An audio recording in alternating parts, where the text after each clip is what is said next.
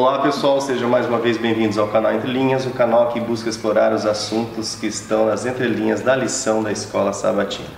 Mais uma vez, estamos aqui todos juntos, nós três, com a graça de Deus. Nós queremos agradecer a todos os irmãos que comentaram, estão alegres, se manifestaram pela volta aqui do Alexandre, com certeza, que bom que você se manifestou. Nessas lições que nós estamos experimentando esse novo formato dos temas divididos, nós tivemos vários comentários. Eu queria aqui só destacar aqui principalmente a Leila Maria, lá de Santíssimo do Rio de Janeiro, seja bem-vinda Leila. Israel de Roraima, seja bem-vindo. E demais outros que parabenizaram o canal, uns gostaram da divisão, outros não gostaram da divisão. O que eu gostaria de falar para vocês é o seguinte: nós vamos tentar fazer a edição em dois formatos, para agradar aos gregos e aos troianos, mas nós criamos uma playlist, o YouTube tem um recurso de playlist, então nós criamos a playlist. Lá na playlist, se você acessar ela, você dá play, ela vai então reproduzir todos os vídeos na sequência normalzinho.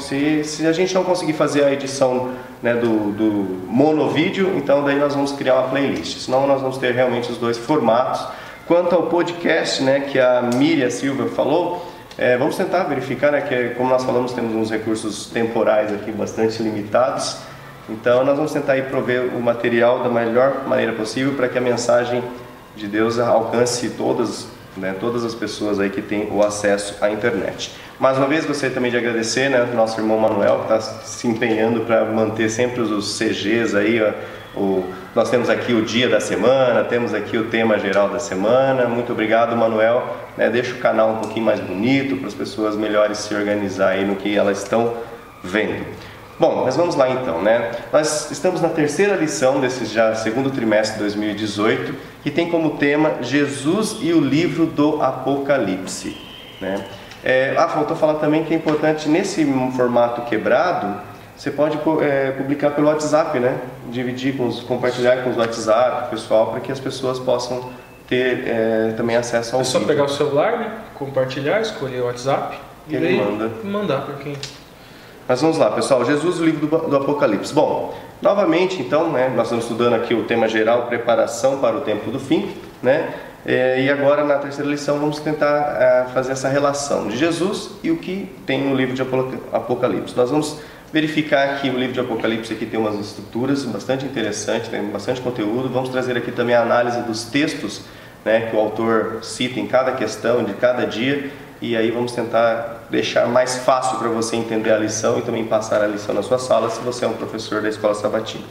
Vamos lá, na lição de sábado, no comentário bíblico da lição do professor, diz que o livro do Apocalipse é o livro do Novo Testamento que mais se aproxima do livro do Antigo Testamento. Inclusive o Ernest Hinel diz que sem você entender o hebraico, seria difícil você entender o livro do Apocalipse, que é preciso você ter esse conhecimento, que não é tão popular ultimamente, Mas, então nós vamos começar, explorando na lição de sábado, qual que é então essa relação, Ricardo, entre o livro de Apocalipse, e o hebraico, o Antigo Testamento, a Torá. Isso. Primeira coisa, a Torá são os 5 primeiros livros da Bíblia. Certo. E Moshe Sha'arabim, ele seguiu a tradição mais antiga, e a primeira palavra do livro, a primeira palavra dos 5 livros da Torá é a primeira palavra que está no livro em si. Então, por exemplo, o Bereshit, por quê? Está lá, a primeira palavra do Bereshit, que é o Gênesis, é Bereshit Bará. Então, Bereshit dá nome ao livro. Interessante. Aí, Shemut, porque a primeira palavra são os nomes. Vaikra, o chamado, daí o Gamil da Vara é no ermo, no deserto. E aí o Devarim são as palavras. Então, se você pegar lá no hebraico, no original, a primeira palavrinha que está no livro dá nome ao livro. Primeira palavra do primeiro verso de cada livro é o nome do livro. E a gente vê aqui no Apocalipse a mesma coisa. Interessante. A primeira palavra, que é Apocalipse, que é grego, que é o Apocalipse de Yoshua, o Apocalipse, vamos dizer assim, de Jesus, que é a revelação de Jesus, também dá nome ao livro. Agora um paralelo interessante aqui entre o Bereshit e o Apocalipse. O Bereshit, nós já falamos que ele é uma prosa poética. Por que prosa? Porque a gente entende que aquelas histórias que estão lá no Bereshit, que estão lá realmente aconteceram. Realmente há uma árvore, que realmente há um fruto, que realmente foi uma semana literal e tudo mais. Entretanto, existe uma estrutura poética para descrever tudo aquilo.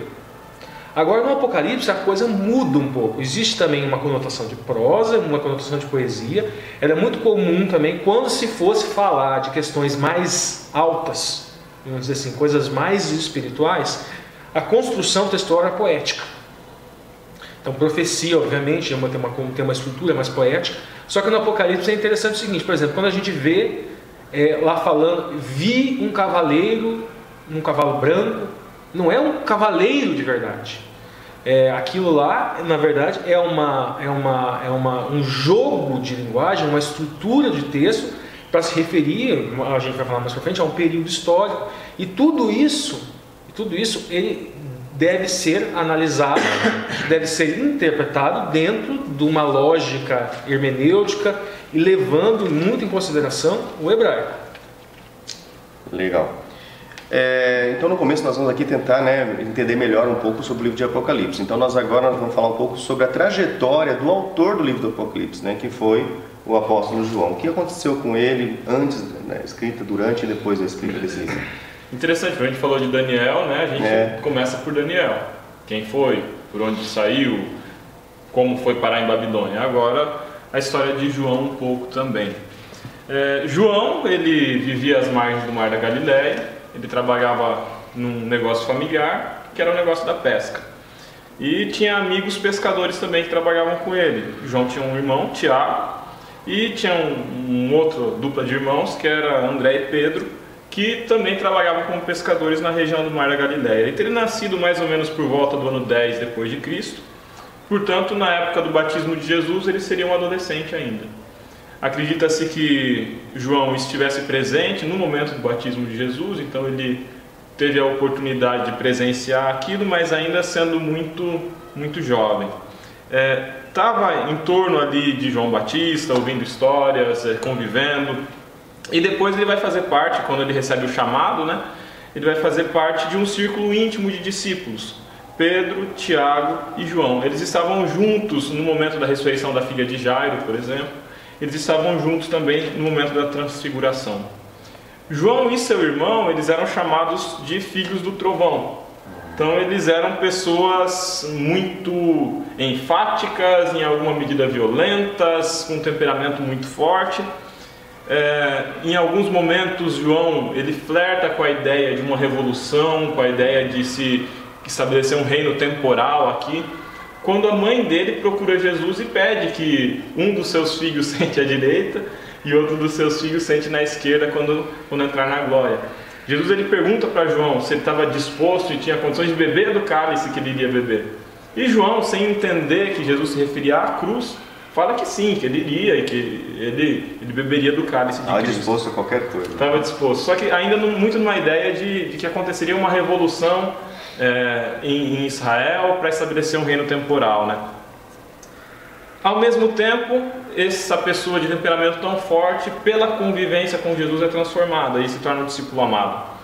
No Calvário, chega a um ponto de João ser um dos poucos discípulos, junto com Pedro, que não abandona Jesus, que acompanha todo o processo de sofrimento de Cristo na via dolorosa. Depois, no Calvário, aos pés da cruz, está lá João, junto com sua mãe, aquela mesma mulher que tinha pedido para ficar uma à direita e à esquerda. O amor de João pela sua mãe devia ser muito grande, porque Jesus olha para João e fala assim: homem, eis aí a tua mãe, e mãe, eis aí o teu filho. Então ele pede que João ampare Maria depois da morte de Cristo, No momento do Pentecostes, João estava presente e depois manifesta uma força de caráter muito grande, quando lá em Atos capítulo 4, versículo 20, ele decide continuar pregando, mesmo sendo proibido, mesmo sendo repreendido, Ele escreve cartas, depois, já mais velho, ele escreve o Evangelho, e por volta do ano 95, acredita-se, durante o reinado do imperador Domiciano, ele é preso em Patmos. A tradição diz que antes disso ele teria sido frito em óleo quente, numa tentativa de execução, Só que isso é dito por Tertuliano, né? E é uma coisa que Tertuliano diz: ouvi falar. Então é algo da tradição, não é comprovado que João foi mesmo jogado em óleo quente e sobreviveu. Mas fato é que por volta de 95 depois de Cristo, o imperador Domiciano ele exigiu ser adorado como Deus.